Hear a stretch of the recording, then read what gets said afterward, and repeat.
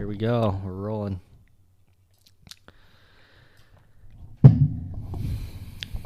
Well, me and my brother Alberto just got off the most legendary hunt. Well, maybe not the most legendary, but it was the most... Okay, it actually is the most legendary because it's the first ever bow hunt I've ever been on. Second deer hunt I've ever been on. Alberto's my brother. He's our hunter, fisherman extraordinaire in the family. He's like everything hunting, everything fishing, all bundled into one. Guns, bows, fishing poles, you name it, trapping, tanning hides. If it can be done and it's outdoors and involves animals, Alberto does it. He has an Instagram page, Wildman Beartoes. It's very entertaining content. I'm probably biased because he's my brother, but I get a big kick out of it. But we're doing a podcast. We just got off a cool mule deer hunt out here in North Dakota.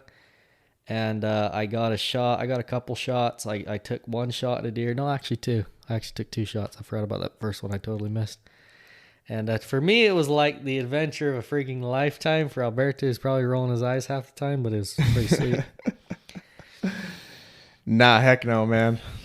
I'll tell you how it is. When I guide people on a hunt, I get just as much of a thrill out of it as if I was doing the hunt myself. Yeah. That's just how it is, man. I was so excited the whole time, especially when you snuck up on that deer, or when you missed your shot on. When you didn't even attempt to take a shot on. Just to clarify for the record, there were 3 deer. Okay, so just to clarify, just from the beginning, I'm a noob hunter. I got a bow for the first time ever this year. Got into it, started shooting. I feel like I group pretty good at 50 yards. Did you say I group pretty good at 50 yards? Yeah, you can pass it. So when I'm out there, just me and my bow and my target, I can group pretty good at 50 yards.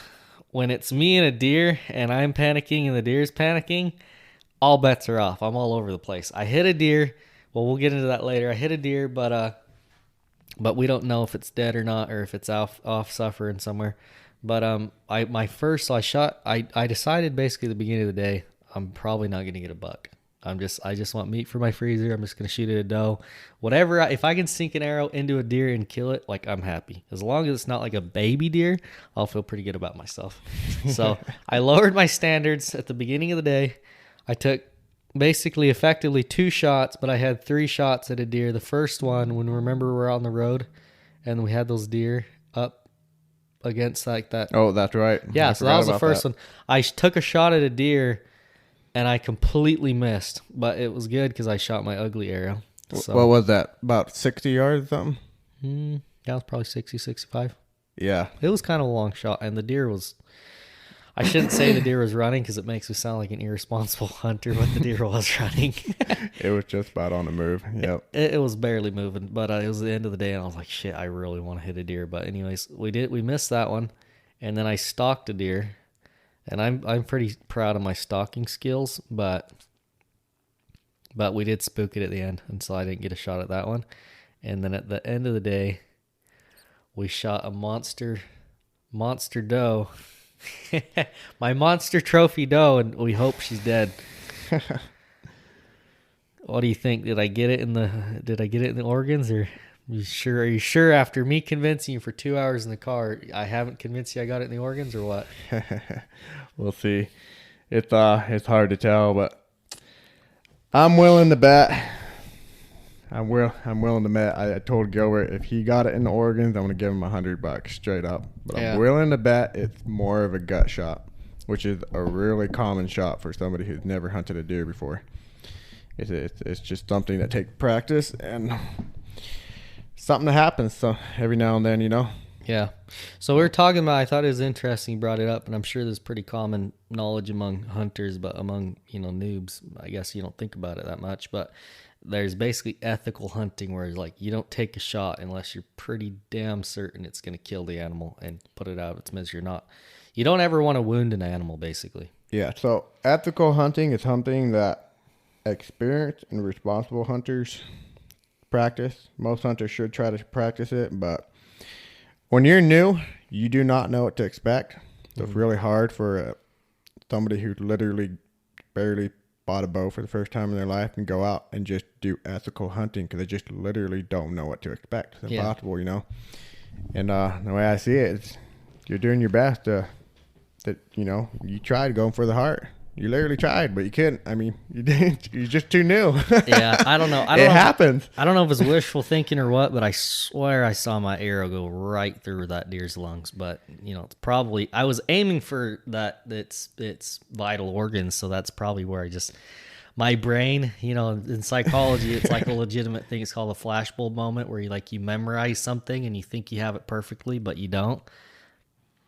So that's probably what it is, but. Yeah, who knows? We'll just freaking pray to God we can find that deer in the morning. I based off what I saw, I think we're gonna have a very 50-50 chance that we'll find that deer, and it's either gonna be good or else it's gonna be pretty bad. But that's kind of what happens, It happens to pretty much every hunter at some point. You go to that point, and honestly, it could be a damn nice shot, and we're just gonna hope for the best. So best case scenario, it went and laid down right where we saw it disappear into the tree line. It went and laid down. It got sleepy. It fell asleep and passed away. So that's the cool thing, That's what we did do, right? Is when you hunt a deer, unless you see that deer just drop, you do not go after the deer looking for it. Mm-hmm. You don't go after the deer in an hour from now when you think it's dead. You don't go after the deer in 2 hours. If you don't know you dropped that deer, you got to wait quite a few hours. Based off your confidence and how well you placed your shot. Like in our scenario, there's no way we're not going out there, period, tonight. We're just coming straight home. We're going back in the morning. And the reason that is because these deer are just tough as hell. Mm-hmm. It'll blow your mind how freaking far, how many miles a deer can run with half his guts hanging out of his body. And then you'll never find the deer. You will never find a deer. Yeah. So the idea is that the moment a deer is hit with an arrow and it's not a clean, vital shot, more than likely you're not going to leave a blood trail. And that's like the main thing us hunters rely on when we go looking for a deer. We have to have a blood trail. Otherwise, it's just lost in oblivion. It's so hard to find a deer if you don't leave a clear rushing blood trail. But if you go looking for that deer, man, he probably took off. I mean, if you shoot a deer and you wait 1 hour, you don't pursue it, that deer is going to go find the first place it can find where it feels semi-safe. It's going to bed under some brushes, some trees, somewhere where it gets covered. Mm-hmm. And it's just going to lay down and rest because he's just injured and it's in pain. It's miserable, Yeah. And the idea is that you just do not push the deer out. You just let it bleed out, and it'll bleed out overnight and die. That's the best case scenario when you have a shot that you're not 100% confident in. But what a lot of newbie hunters will do, they're like, oh, I just shot a deer. Let's go look for it. Mm-hmm.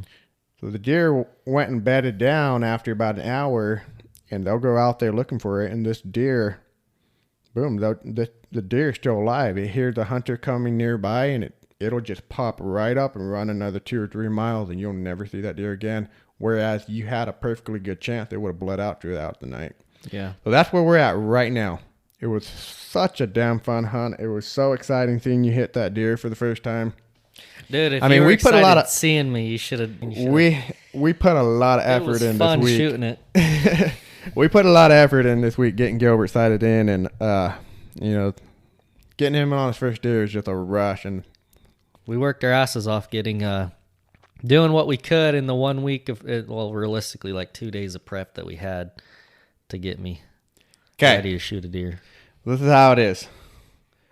Gilbert, you worked your ass off for 2 damn days. You got your bow sighted in. You got yourself pretty good at 50 yards. I would say barely passable, but it's pretty damn good for somebody who's never shot a bow. Yeah. Like point where I said, hey, you can totally shoot 50 yards. And your first day out there, you freaking shot a deer. That's just bombing, dude. Most people don't do that. I'm pretty pumped. Is that why most people don't get into archery? Because it's such a damn hard sport and there's just so little return at the beginning. It's expensive, and hunting in general, especially archery, is just, yeah, it takes a lot of patience. Here's something I was thinking about. It's kind of crazy because, like, obviously we're out there with all kinds of technology. We have sight glasses, we have binoculars, we have a rangefinder. We have these badass compound bows. We're driving around in a truck, so, looking for deer and stuff. But these deer have literally evolved for like thousands, if not millions of years to like just their sole purpose in life is to avoid predators.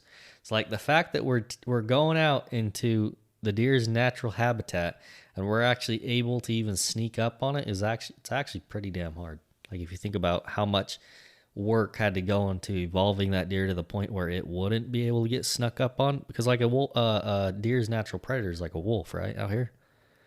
Yeah, about a cougar, wolf. There aren't a lot of wolves these days. But not these days. But I'm just saying, for like thousands of years, hundreds of thousands of years, these deer basically had to just avoid wolves. Like that was their main purpose in life, is avoid wolves. There are actually a shit ton of bears back here hundreds of years ago too. Will a bear attack oh, absolutely. A deer? You got bears, wolves, really, cougars, all the common things. Yeah. So we're basically competing with wolves right now. Like we have to be as good as basically a wolf in order to kill a deer. Which sounds kind of like I'm blowing a bunch of smoke up my own ass because I'm saying I'm as good as a wolf, which I'm not. Let me tell you how it is. The fact that I got within 25 yards, I don't know. I feel like it's pretty called impressive. glamour hunting. Glamour hunting? Straight up. If you are using a rangefinder and you're using a pickup truck and you're using a compound bow, it's called glamour hunting. Know it for what it is. So even the day you go out there with a damn stick and a spear, then you're real hunting. Okay. Okay. Fair enough. So even though bow hunting's probably like one of the most difficult modern hunting techniques there is, right? Would you say? I mean, is it? Would you say bow hunting's one of the? Well, yeah. Tougher? I mean, compared to a rifle, oh my gosh. What are so hard? I mean, you could use. I guess, are there people out there hunting deer with like an atlatl? Is that a thing? Very few. Very few. So damn few. And then I guess there's people that use like recurve bows. Yeah, people do that. It's not so uncommon. But for the most part, compound bows are like the most mainstream difficult way to hunt like an animal. Yeah, for modern people, yeah, I mean, compound bow is basically where it's at. That's kind of like the more challenging, but it's not impossible type deal, but it's very challenging. But with like a recurve bow, with like if you're hunting a deer with a recurve bow, like that's next level shit. Like you have to seriously be putting in. You know what? I'll tell you the honest truth. This is how it is. The reason compound's so much harder than rifle is simply distance. You can snipe one of these mule deer at 1 mile. I know people that do it, right? Mm-hmm. 700-800 yards all day long. Yeah. 100%. With a bow, you got to get in. You got to get in at least 80 yards to get. If you're an absolute top of the line archer, 80 yards is still kind of iffy, you know? Yeah. Dude, but most people shoot at 30 yards. Yeah. Or less, you know? So realistically, it's getting in really close to what makes the real difference. The fact that you snuck in, like the highlight of the day, other than you finally shooting that deer, mm-hmm. was watching you as a semi-noob, sneak up to... No, let's just say I'm a noob, 100%. Straight up.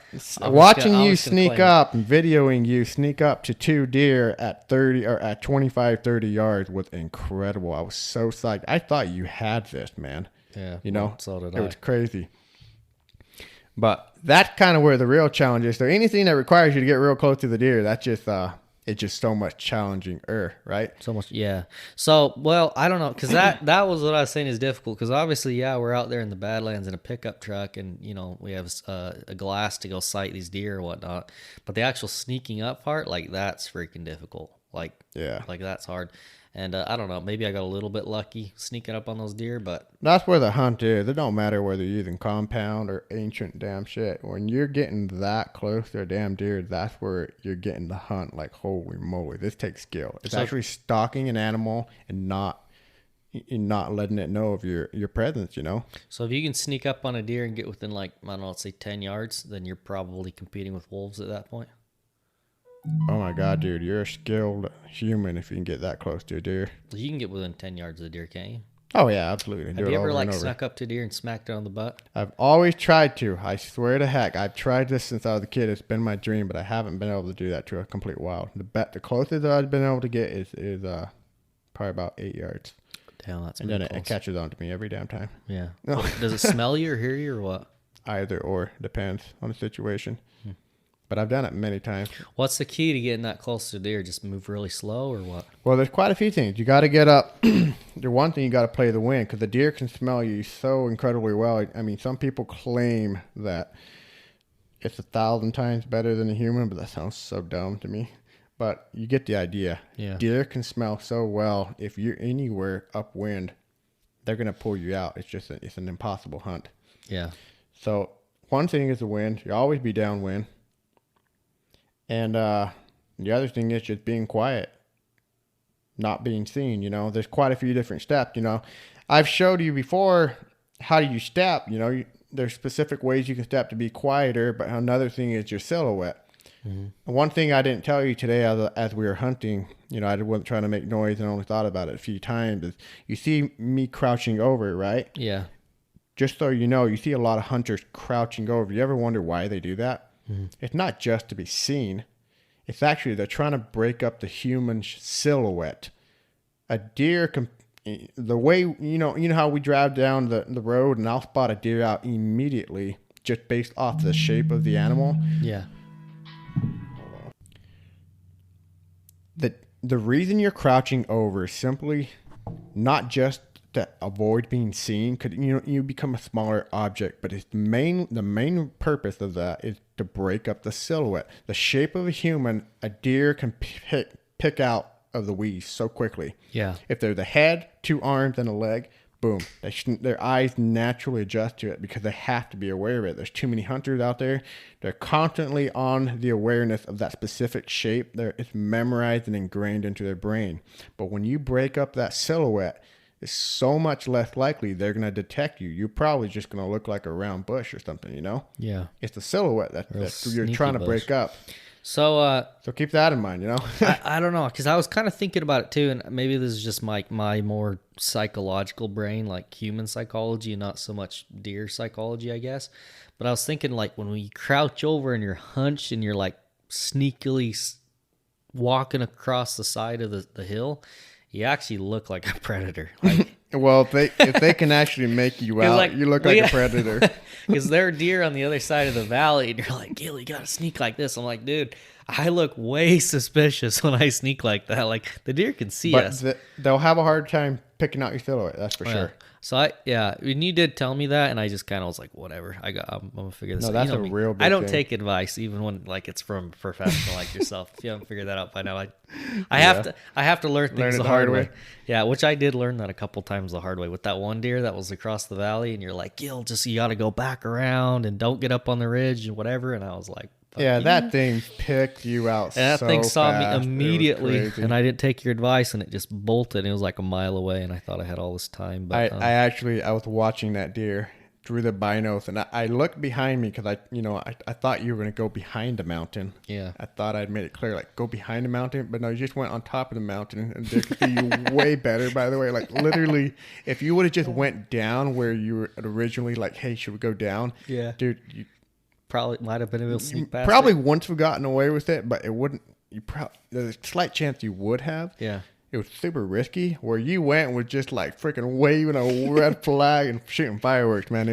I literally watched this deer, and I'm just like. Here's the thing, and I understand that now, but like earlier today when you're like, no, Gil, you got to hunch over like this, and you got to sneak around. I'm like, dude, I feel like, first of all, I feel like Elmer Fudd, just like all hunched over. It's wabbit season, and the other thing is, I'm like, dude, if I was at a gas station and I saw some guy casually strolling up. You know what I mean? Maybe I don't know. Maybe he has a gun in his bag. But if he's just casually strolling up, I'd be like, yeah, he's probably fine. But if he's like hunched over, like freaking trying to keep a low profile, I'd be like, that guy's up to no good. You know what I mean? Yeah, and obviously deer can tell, because you even said yourself when we were driving by that big herd of deer, and it was randomly was there, and we're like, oh shit, don't make eye contact with the deer. We'll just drive by.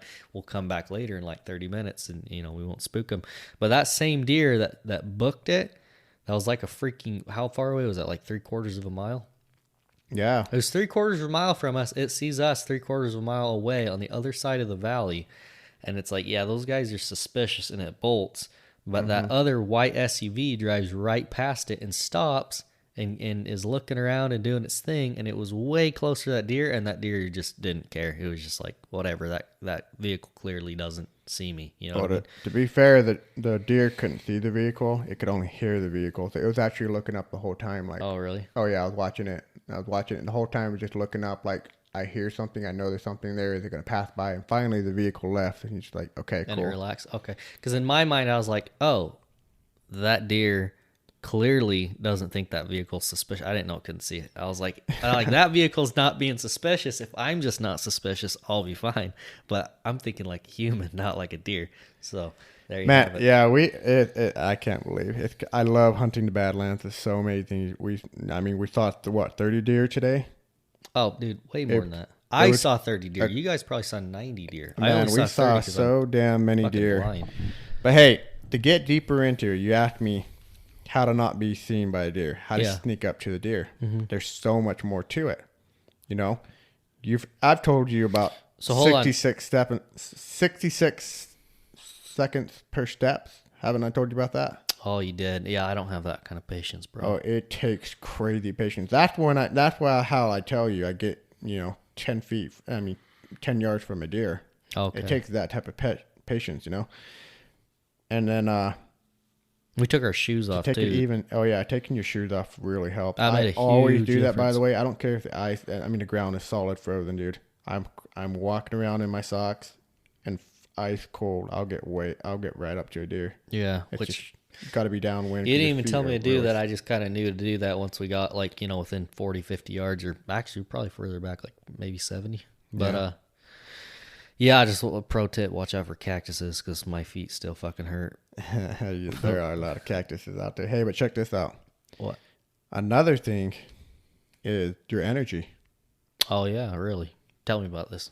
You probably heard this because you've gone to Tom Brown's class. Yeah. He'll tell you straight up that you cannot get within a certain distance of a deer, like touching distance of a deer, if you're staring at it. It can throw your vibes straight up. That's one of the first things that alerts the deer once you get that close. It's the same thing that makes the hair stand on your neck when there's danger. It's that same energy, straight up. Is that a real thing, though? Yeah. Okay. When I try sneaking up to a deer, I can look at it from a certain distance, and I imagine that it'll somewhat pick up, but somewhat like whatever, it's far away. Hold on. Probably ignore it. If you're not looking at the deer, can you look indirectly at it? Like, can you look at its exactly foot? What you do. That's the trick. That's what he teaches straight up. Hold on. What I mean indirectly, I mean because if I'm looking you in the eyeballs, it's going to catch your attention, right? Exactly. But if I'm looking at your feet, you're going to be like, oh, that guy's not looking at me. That's exactly what he says. So when you sneak up to the deer, I read this. Justin and I were reading this like so many years ago because we're so into the sneaking up to animal crap together, and he actually brought it to my attention first. I believe he brought it to my attention. I was like, oh my gosh, that makes a lot of sense. But he, Tom Brown was talking about, his experiences where if he stares directly at a damn deer or an animal, it'll catch onto his vibes, and then it becomes aware of something dangerous, not sure what. Yeah. And it makes it so much harder to get very close. And then the next thing, the first little crackle of a twig or any mistake he makes, that deer's like, I knew it, and he's out of there, right? Yeah. But if you sneak up to an animal and you look at it indirectly, as in don't look at its face, don't look at its body, you can see it there with your peripheral vision. You can tell when it's looking at you, but try not to put a whole lot of your attention and actual staring at it. Yeah. It really.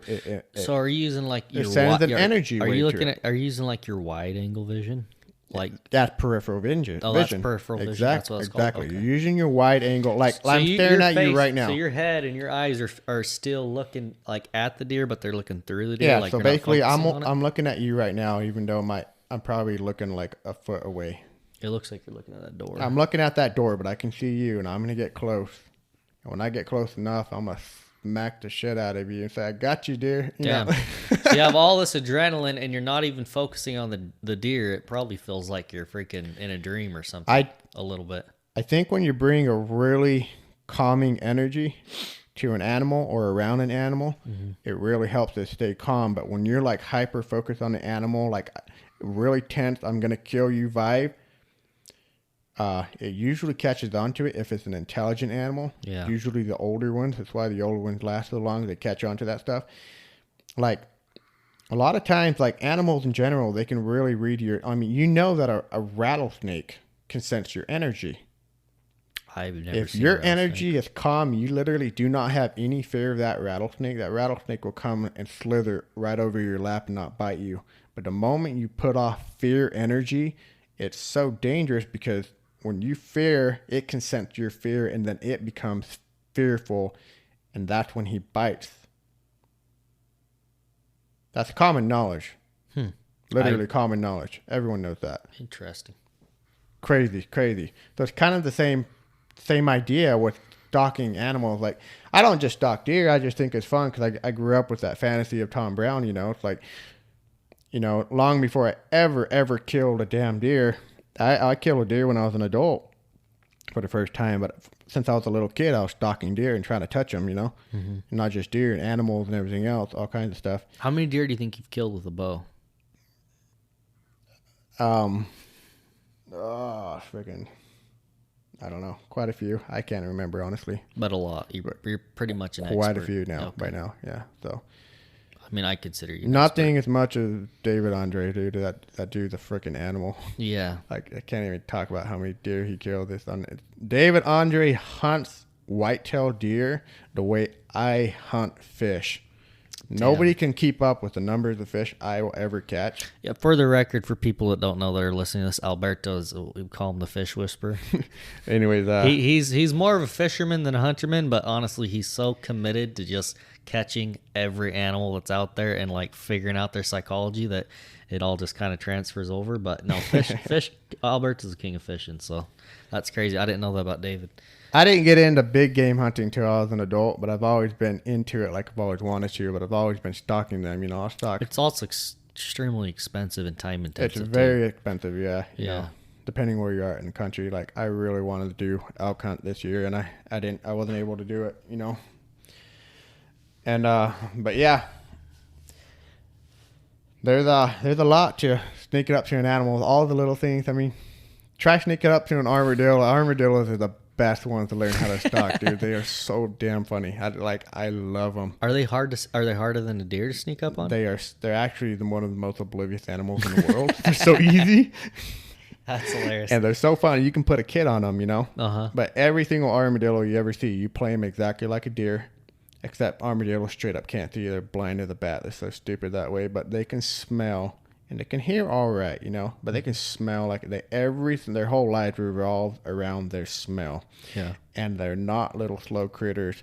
When you spook them, they are so fast. And if you think you're going to jump on it and tackle it down, that thing will pick your whole body up and start running with you on its back. It's really the toughest little critter I've ever seen in my life. I'm always scared of armadillos because I feel like they're going to roll up in a ball and they're going to chop off my fingers when they roll up. No. Is that a thing? Those things will run as fast as they deer. What do they curl up in a ball ever? Is that a thing? I've never seen it happen. I really haven't. What's up with that? They just rather run. They're fast as hell. Can you outrun an armadillo?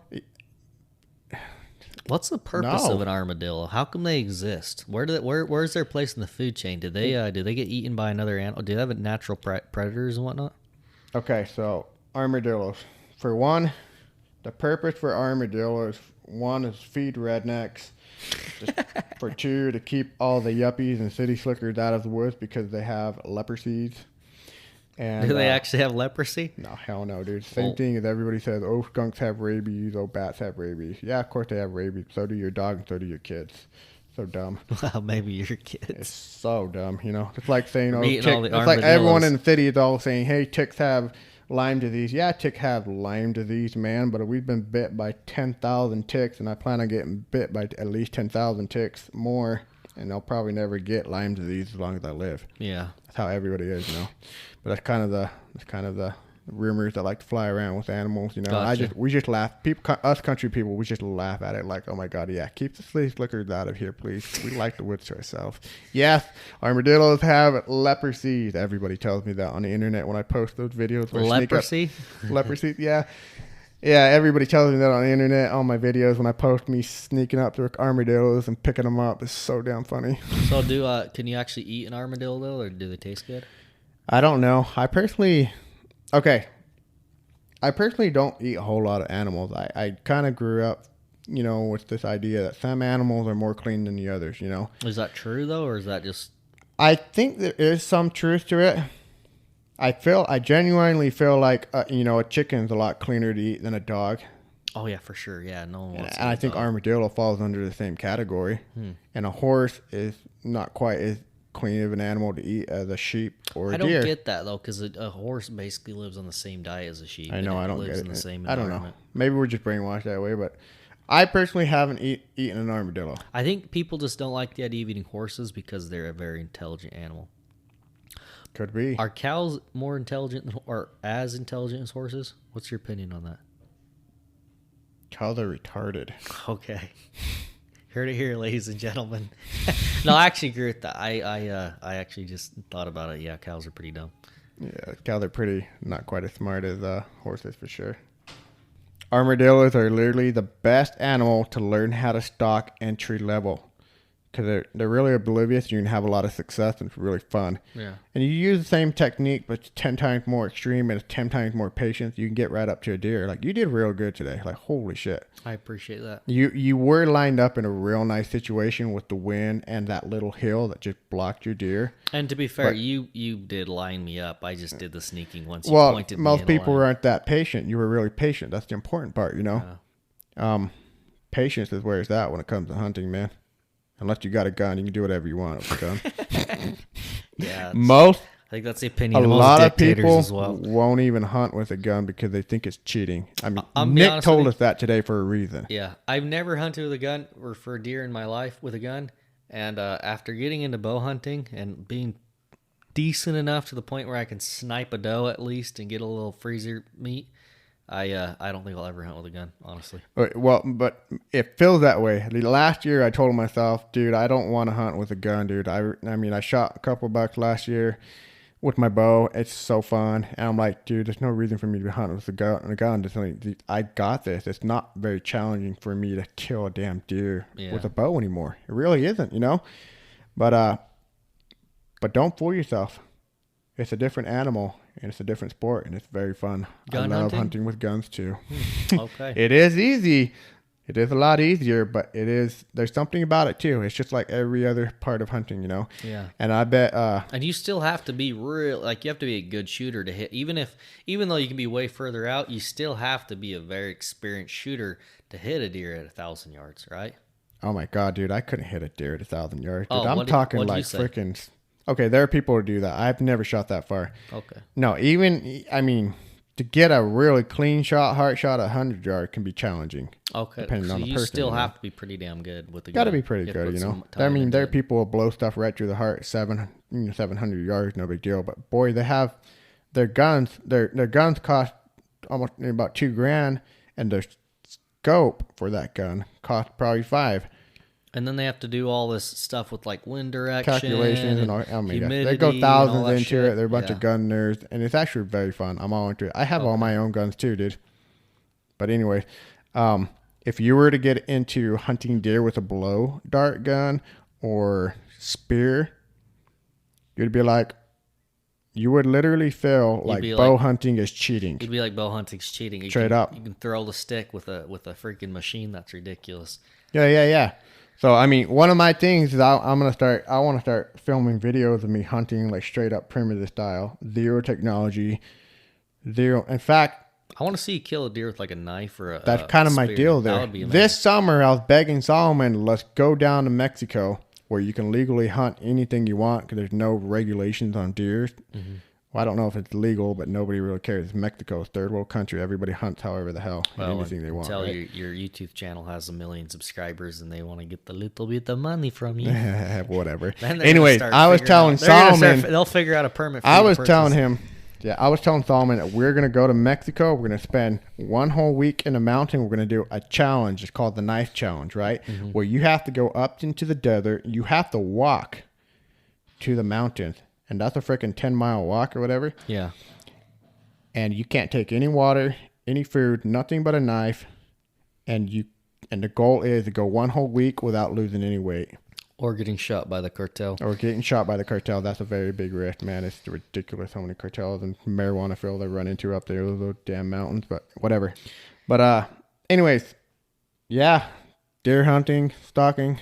That's amazing. Well, this is going to be a 2-part podcast. So tomorrow when we go figure out if I actually got that deer or not. And when Alberto gets his buck, we're going to do a part 2, maybe even a part 3. So we will catch you on the next one.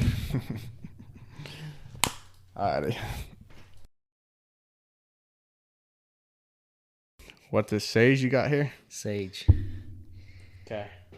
How do you get this going? I want to purify the room of the energies. All right, here we go. The bastard ass energy that didn't get me my deer. All right, so. Tell me when you're recording. You recording? Yeah, I'm recording, but okay. Great. We're gonna edit. We can edit, bro. Here we go. You're burning sage in your room. That's so funny. I thought your house was on fire a second ago. I like burning sage. It's not like I don't believe in all the hippy dippy stuff. But I like burning sage just because I like the way it smells, and it's better than a candle. I feel like, because you burn something like, if you like, the smell of smoke doesn't come out of clothes, and it doesn't come out like, so if you burn something in my office, it'll still smell like that for a couple of days. So I just use it because I like the way it smells, and not because and obviously people believe it, purifies the energy of a room and all that, and I don't know if I buy into that, but it's kind of fun anyways. It is nice stuff, huh? Good shit, man. Hey, so here we are. The last time we recorded, it was Friday last week. Now we're Wednesday night. So we are 5 days since we recorded, and I think we left off, and I shot a deer, and we were going to go look for the deer, and we're like, okay, I imagined it was going to be dead, and I got my deer, and I was going to have all this freezer meat. That didn't happen. Not only did that not happen, but you've been out there hitting it hard for 3 days straight now. Sunday, Monday, Tuesday. It's a half of Sunday because we were snowed out like crazy. Yeah. So we got rained out and snowed out. So we got 2 days down, or a day and a half. Then I went during after the snow went over, I just flew back out to the mountains. So I've been up there for 3 days now. 2 full days and a half day. Okay. I remember now. So yeah. So I'll tell you what's going on here. Hold on. But you were out half a Sunday, right? I don't remember. Honestly, I don't even know what day it is right now. Dude, I could not tell you. You've been out for 3.5 days. What month are we in? 3.5 days. We're at the end of October. Okay. So that makes sense. And you've been gone for freaking 3 days, and you've just been basically texting me your location every once in a while. Like twice a day, you'll send me a pin and be like, I'm here. I'm going to go walk for 15 miles north, and then I'm going to walk 15 miles south. Yeah. And then if, you don't hear from me by 2 hours after dark, call the search and rescue. Pretty much. I've been sitting here just at the edge of my seat, worried, trying to get all my school done and whatnot, not able to get out there and hit it with you. But I haven't asked you a single question about your hunt. I've been saving it so you could tell me on the podcast. What the heck happened? Tell me all your adventures. All right. So you and I were out there for a couple of days, and we're having a real hard time finding a buck, right? Yeah. Then we got hit with that major snow and the rain and then the hard snow, right? Mm-hmm. Well, that does something. Right now, we're at that turning point where we go from pre-rut to rut. Yeah. Basically, what that means is that a pre-rut, you ain't gonna see. I mean, you're not gonna see. You got to work hard to find some damn bucks. That's why we're having such a hard time. Mm-hmm. They're just hidden. They're not coming out. They're not chasing does. We're finding tons of does, right? Yeah. Lots of females and babies, no big deal. But man, finding a buck has been hard. And that's basically how it's been. This is kind of the early season. When you get closer to November, that's where then you start seeing, bucks. So it wasn't till last night and today, the last day of my hunt, that the damn bucks finally come out. Last night I started seeing bucks trailing does, and what that means is they're starting to become interested. They're looking. Does are going into estrus, basically. Exactly. So that's not necessarily going into estrus yet, but they know what's up. So what happened was that hard snow started changing. It started turning the rut. Just barely came on between yesterday and today. So for people that don't know what the rut is, basically deer mate like once a year. Yeah. Right. Okay. So deer mate once a year, and all the females go into heat during like a 1 month, 2 week period. How long does the rut last? It's like a 3 week max. 3 weeks. You got peak rut, pre rut, post rut. You got all that stuff. So the best time to get a big buck is during the rut. Peak because rut. That is when all the males are attracted to the females, and they're just crazy, and they're willing to come out of the freaking badlands and come, score some tail, basically. So I'll tell you what's going on right now. Right now, what we have is the very first sign, which is what's going to happen is the smaller bucks are going to start trailing the female. They're going to start trying to get their herds, right? And they're going to fight each other over, and then the big bucks just kind of let them be, because when it actually comes down to breed, then they'll come over and just kick the smaller bucks out of the way. But just to save their energy, they just let the little buck do their thing for the first longest while. So all the smaller bucks usually get screwed. I tell you what's been going on. For the last few days I've been hunting, I've been only seeing bucks together and does together. They're separate, which means there's no rut going on, meaning it's kind of hard to find some bucks, Mm-hmm. And like I said, what changed from literally like the last, from last evening to today is that we're starting to see some actions where the bucks are starting to be with the does, which means they're all coming out a lot more. I mean, I literally, the whole time I was out there, since you and I started, I could not find one buck. It's real hard to find a buck, but literally today, my last day of hunt, I literally could not stop finding them. Early this morning, right off the back, 2 bucks, right? I went and picked the biggest one, big old velvet buck, right? I tried bedding that buck down, which means I got to watch it until it beds down, because deer are nocturnal. They eat, they stay up all night long, and around 9 o'clock in the morning they go to bed, and then they sleep all day. Yeah, that's kind of how they do their thing, right? And but I couldn't get the thing to trail down, and then it caught scent of me, so I lost that buck. But I just kept finding, and then I went and found another one, but that thing found me too. Around 1 o'clock today, that buck I was telling you, mm-hmm. It was the biggest buck I've seen all damn week. It was huge. I spotted it from a mile away with those binos, right? Yeah. And man, I spotted it at 1:30 and literally at 3:45. Around 3:45, I was 20 yards from that thing, pulling my string back, about to slock the thing in its sleeve, and halfway from drawing back, that thing spotted me. It didn't waste any time, man. It just got the heck out of there faster than I could let release, What the heck? So yeah, now. You got within like 20 yards of it, or what? No, literally, I was 20 yards away, just coming right around the corner. Hey, by the way, you can move that mic about a fist away from your face. I actually am turning your volume down a little bit so it ain't so loud. Yeah, heck yeah. Cool. Yeah, so what I'm saying, Gil, the best literally just turned on in the last 2 days, and I'm just like screaming, like, why the hell did I buy plane tickets to damn Cancun? I literally regret it with everything I freaking have. Oh my gosh, dude, what I would give to be able to hunt one more day. From literally from last night to today, oh my gosh, man, they're everywhere. The hunting is just so damn good. But yeah, the rut's starting to come on little by little ever since that snowstorm. Yeah. That's badass. Which means for you, I don't be settling for no doe, because the closer you get into the rut, dude, you're going to have some crazy hunts out. Yeah. That's badass. Was it worth it? Was the hunt worth it, even though you hunted for 5 days and didn't get jack squat, other than a couple messed up broadheads, apparently? Just so you know, I had the biggest damn adrenaline rush of my life today. So sneaking up on that deer? I got the adrenaline rush whether I shot the deer or not. I thought I had it the whole time. Oh, that's true, huh? I was shaking like hell for like an hour, That's I was funny. Barefoot, freaking snow, frozen, there's just snow everywhere. The ground froze, and it's just us, I'm just slipping on slippery, icy mud the whole time, barefoot for an hour and a half. And holy moly, man, that was just a rush from hell. Like, trust me. These type of the whole. I mean, I remember thinking like, holy shit, this is the funnest damn video game I've ever played in my life. The real life hunting, man.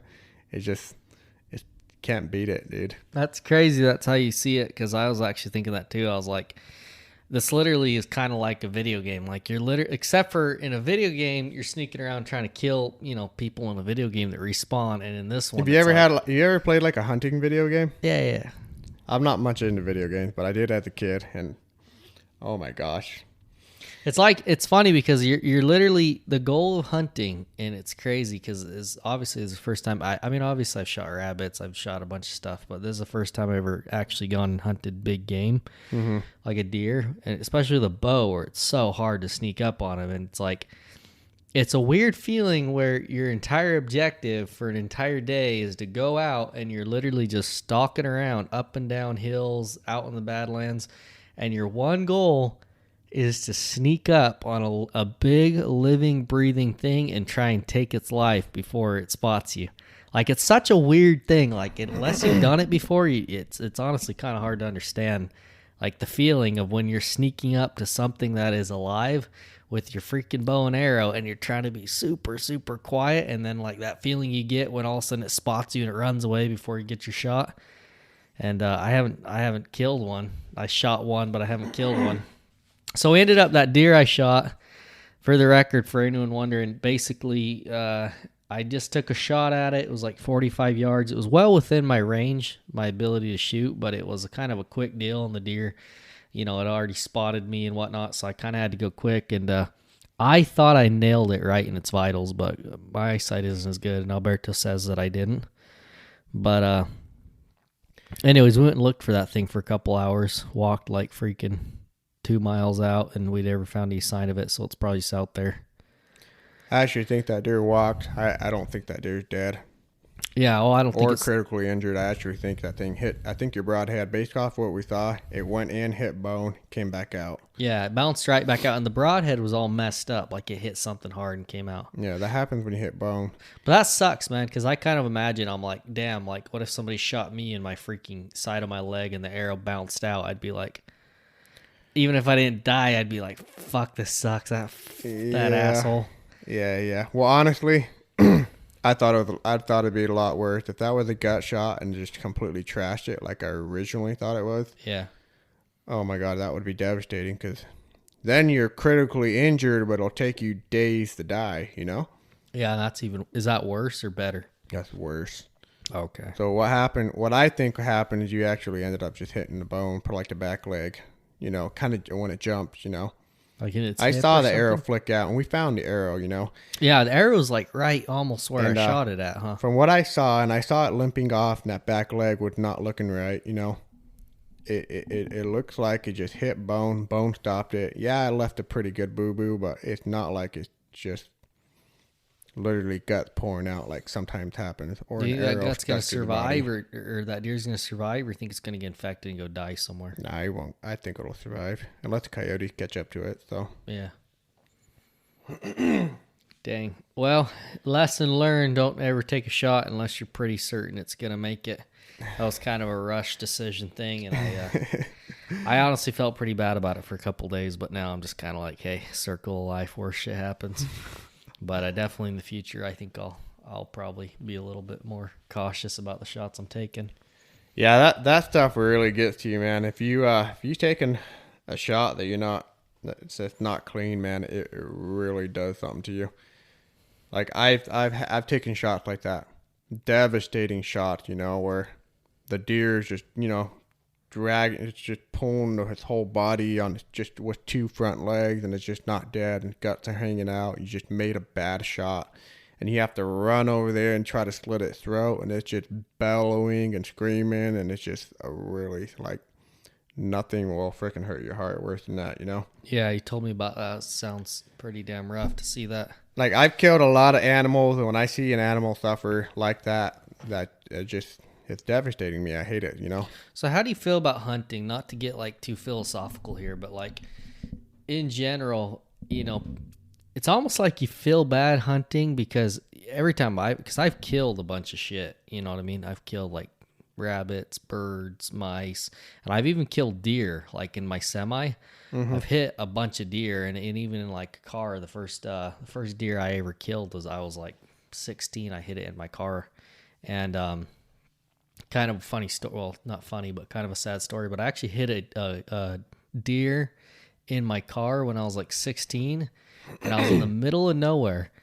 And this freaking deer, I hit it, and it goes and flies off into the ditch. And I was going probably like 45, 50 miles an hour, but I slammed my brakes. And so I don't know how fast I was going when I hit it, but I pull over, and this deer is actually perfectly fine. And it tries to run off, but its back leg is broken. So one back leg, its back right leg is broken. And the rest of the deer is fine. Might be bruised or whatever, but it's got a broken leg, so this deer is going to go freaking die, you know what I mean? It's got a broken leg. It ain't gonna make it. And it was like 11 o'clock at night, and I was like, oh my God, I feel so bad. And this deer was really peaceful. It was a young deer, so I was actually able to walk up to it, and I was just sitting there, and I was like, and the deer was obviously had a broken leg, and I was just sitting there, sitting on my lap, and I was just petting this deer, and it was freaking fine except for its broken leg. And I felt so bad I didn't know what to do, so I called my boss, and I'm like, hey, you know, I just hit a deer. I'm kind of freaking out. It's still alive. It's got a broken leg. Like, what do I do? Should I take it home? Take it to the vet? And he's like, dude, you got to kill that deer. Like, put it out of its misery. It's going to suffer and then die if you don't. And all I had in my car was a freaking knife. I had a Bowie knife in my freaking door. And so I was like, all I have is a Bowie knife. I don't have a gun or anything. And he's like, well, you slit its throat. And he's like, it's not even going to feel it. You just put the knife under there, slit its throat. It'll feel it. Oh, he told me it wasn't gonna feel it, and I was dumb enough to believe him. So I feel terrible because I'm sitting. This deer's on my lap, and I'm sitting in the middle of the road, and I'm literally just petting this deer, and it's so calm and it's nice, and it reminds me of like a dog I own or something. You know what I mean? So I go to my car and I get my knife. And I freaking walk out. My knife is not that sharp. Like, it's sharp enough to do the job, but it's not razor sharp. It's not like a quick deal. I had to saw back and forth on this deer's neck while it's sitting there on my lap. And I feel like I just gained this thing's trust, and we're chill. And the deer obviously probably had like a lot of freaking adrenaline flowing through it, so it probably didn't feel it too much. But it's sitting on my lap, and I come back with the knife, and I freaking start sawing its throat, and I cut its throat. And it starts making the worst noises, dude. It was bellowing. Well, not really bellowing. It was trying to bellow, but I was slitting its throat. Okay. And I was just trying to do the right thing. I was just trying to put out his misery. Dude, it was so fucking sad cutting that deer's throat. I literally was like, I actually felt kind of traumatized after that. I'm not going to lie. It's a bad feeling for sure. It was. Make a clean shot. Spare yourself. Yeah, well, it wasn't a shot. I hit it with my car.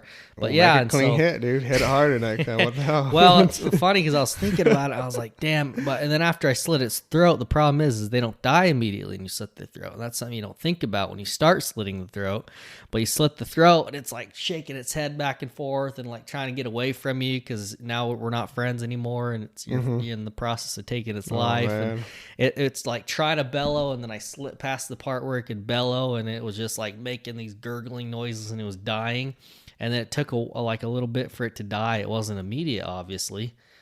It takes a second, and it was just a nightmare. And then like I wasn't sure if it was 100% dead, and so I tried putting its head like under the tires of my car. And anyways, by the time I was done, it literally felt like a nightmare. I was like, this is the worst fucking thing I've ever done in my life, and I don't know if I'm like a better person or worse person for having done this. But the point is, I get what you're saying, and since I've like had that one, and then also, I've hit deer with my semi. One time I hit like a freaking herd of antelope, but I couldn't stop. I was fully loaded, and they were just running down the middle of the road like antelope do, like freaking retards. I almost don't even feel bad for hitting antelope because they're so goddamn dumb. But I end up hitting like freaking 4 antelope at once, and a bunch of them, I hit them and they just go rolling down the road and go off into the ditches, and I think they survived. I think they're probably bruised and messed up, but they got up and ran away. You hit them like a dang bowling ball, didn't literally, you? I'm not exaggerating. It literally looked like bowling pins rolling down the road behind you. It was so dumb. I literally wasn't sure if I should laugh or cry. It was so fucking stupid how I hit things. And the problem is I was going down a hill fully loaded in a semi, and you can't just stop, you know what I mean? And it was like dusk, so I couldn't really see him till the last minute. And then I see him, and I'm like slamming on my brakes, and they're just running down the road in front of me, not bothering to get out of the road. And I couldn't, like, I feel like I hit him in slow motion almost. Oh, but man. one of them, I fucking ripped in half. And I slime on my brakes, and I stop in the middle of the road, come to a safe stop, and I run back about freaking, 100 feet behind me, and there's this antelope laying on the side of the road, and I can see all of its organs, it feels like. And it's just like, it's like freaking, I can see its organs moving and shit, and it's still alive, but it's like literally ripped in half. I have a picture of it. Basically skinned this thing alive. And I did feel significantly less bad about that one than I did about the deer, because the deer I actually had to kill with my hands, and the antelope was just like, hey, natural selection's gonna natural select. Okay, I don't know what to tell you. Get out of the fucking road. But anyways, make a long story short, yeah, I obviously feel, I guess where I was going with this is that you feel bad killing an animal, but at the same time, like every time you eat any kind of meat, that meat is an animal that was alive that's now dead. And it's dead, and somebody else obviously dispatched it. Someone else took its life, but, that thing, whatever it is, whether you're eating a chicken sandwich at McDonald's or a steak at a nice restaurant, like that was an animal with thoughts and feelings that lived a life and is now dead. And going out into nature and basically killing an animal that lived a natural life actually, to me, almost seems like a better alternative than, raising one of these factory animals and, putting it through all kinds of unnatural misery for its entire life, and then, killing it on a conveyor belt and freaking turning its meat into basically a product you buy at the grocery store. It's honestly weird that you can just go buy meat at the grocery store. It almost seems like if you're going to eat meat, you should have to kill the thing that you're eating. You know what I mean? Huh. Yeah. What do you think? About animals and killing them. I think animals are, they're part of the human diet. I think that's just the way our Creator God made it. Yeah. But I do think they have. I think a deer getting shot with a broadhead would feel the same as you and I getting shot with a broadhead. Straight up, that it's just as painful, Yeah. So, I think it's just a way healthier thing for you to harvest your own meat.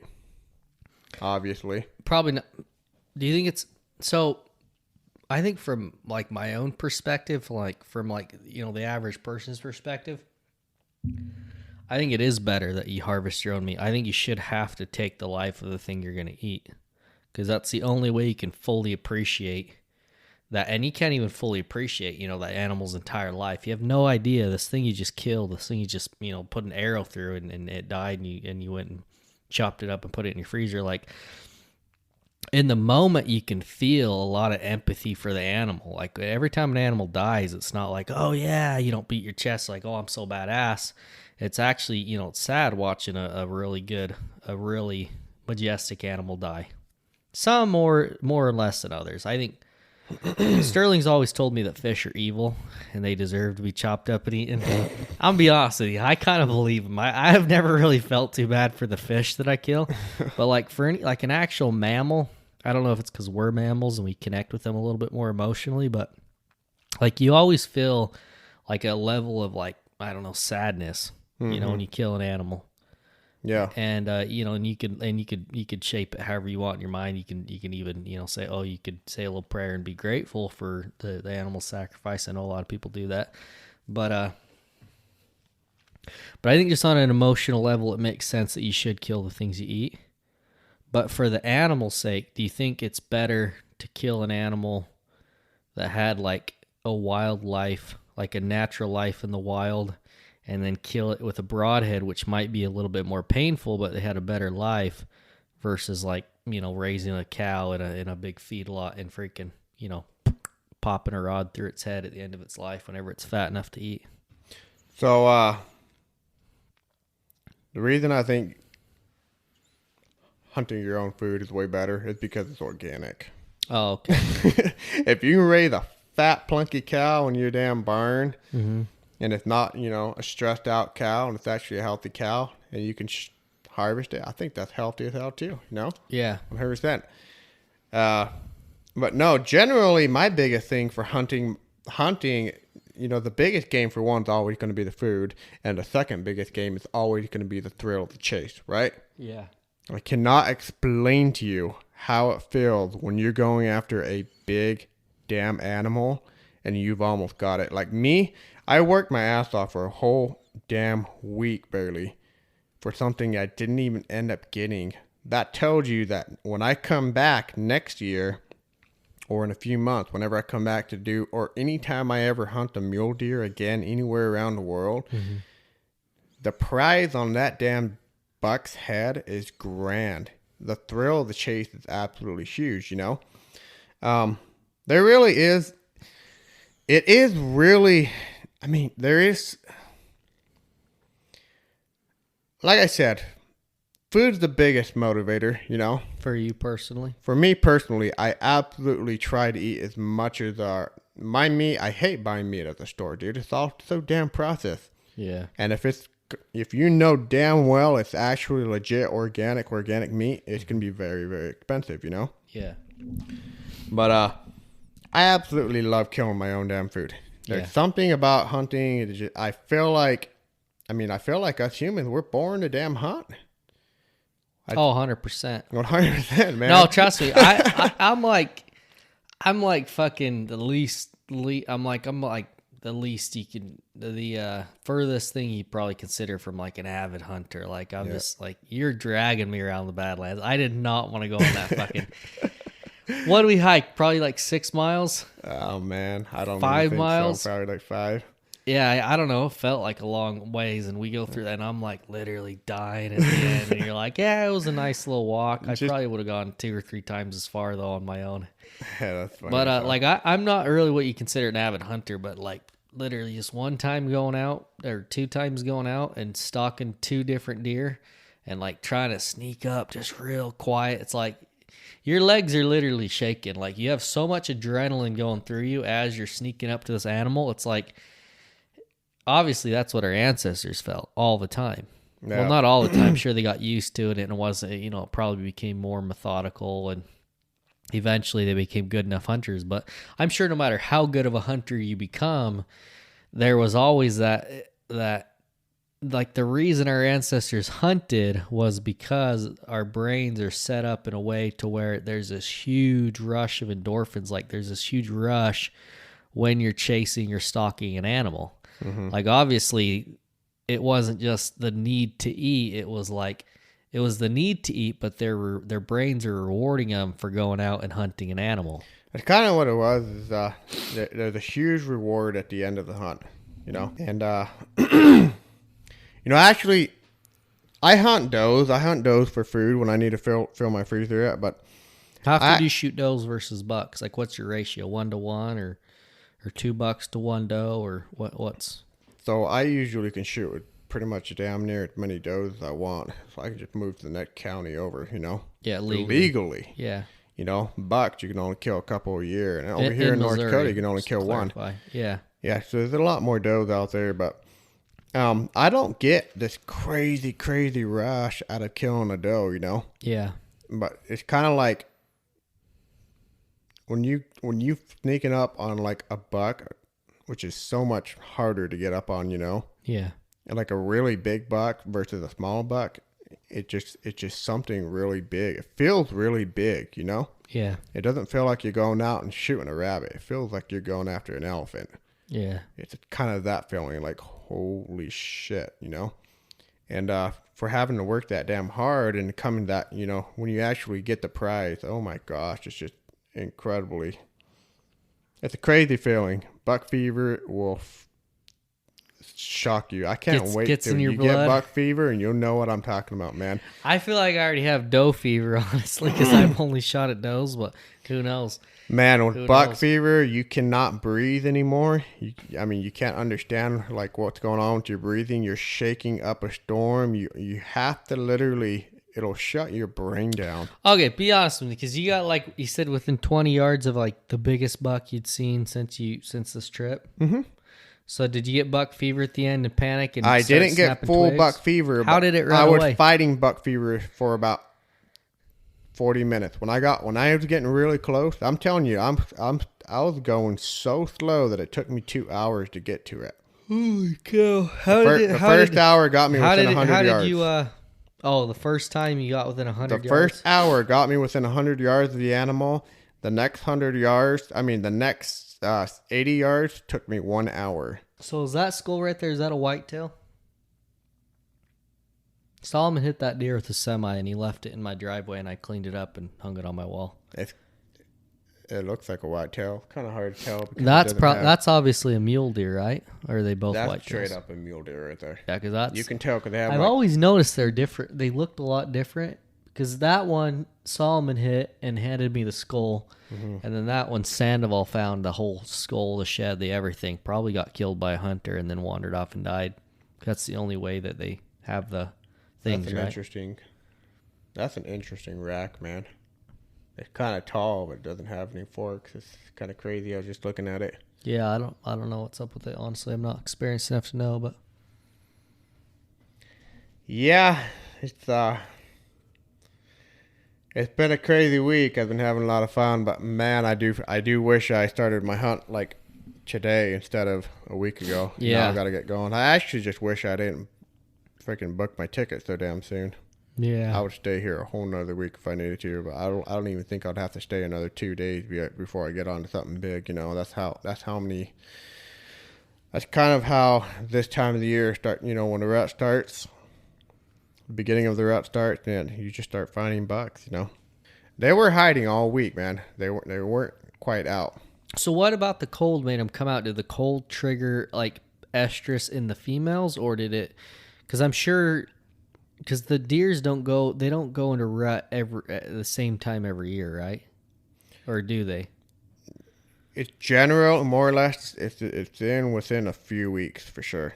So is it the cold weather that triggers it, or is it like a biological clock that ticks down? When that cold weather comes in, it starts triggering it. So you think the cold weather might have been like, might have made the deer feel like, oh shoot, winter's coming, we better start getting close to our females and start figuring out who's mating. That's literally how it works there.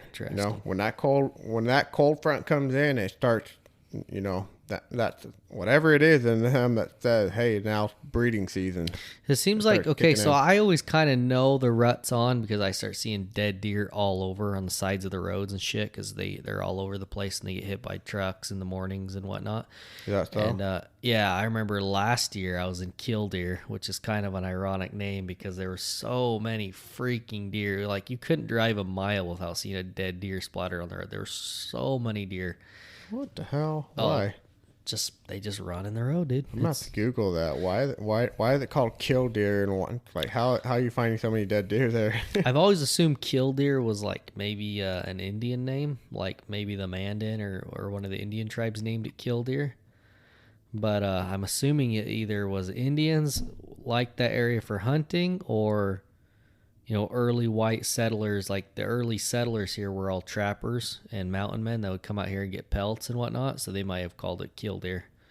I don't know, but I have no exaggeration. I've never seen more deer carcasses on the side of the road than in Killdeer. So it might be why. Could have been named by a trucker 10 years ago. I have no idea.